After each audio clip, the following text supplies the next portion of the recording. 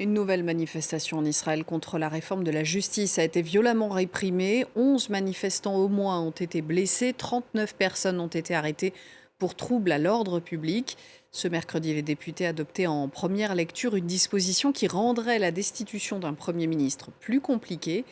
Le résumé de la journée avec Alexandre Ondoa. Les grenades lancées par des policiers ne les arrêtent pas. Pour se faire entendre, ces Israéliens ont décidé de bloquer les routes principales à Tel Aviv. Ils sont des milliers à contester la refonte judiciaire initiée par le gouvernement du Premier ministre israélien, Benjamin Netanyahou. Réforme qualifiée de menace pour la démocratie. Je pensais venir vivre dans un pays dans lequel il faisait bon vivre, dans lequel on respectait les droits humains.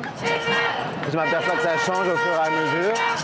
Je suis là pour la démocratie, pour les droits humains, pour la justice. Benjamin Netanyahou est un traître, et je le dis en tant qu'avocate. Je connais la loi, c'est un traître. Il a trahi notre pays dans le simple espoir d'éviter la prison. Là où est sa place. Une réflexion partagée au sein de l'opposition. Elle dénonce la volonté du Parlement israélien de voter une loi pour empêcher la destitution de Benjamin Netanyahou, pourtant visé par des accusations de corruption. D'autres critiques estiment que la réforme pourrait affaiblir l'indépendance judiciaire. Le gouvernement serait notamment en mesure d'influencer la sélection des juges. Un projet qui suscite également l'inquiétude de certains alliés occidentaux.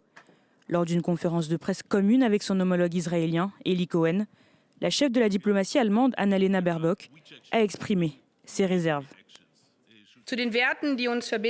Parmi les valeurs qui nous lient, il y a la protection des principes de l'état de droit, comme l'indépendance de la justice. Cela a toujours été une caractéristique d'Israël. Depuis plusieurs semaines, Tel Aviv est le théâtre de rassemblements de plus en plus massifs. Les manifestants sont déterminés à ne rien lâcher.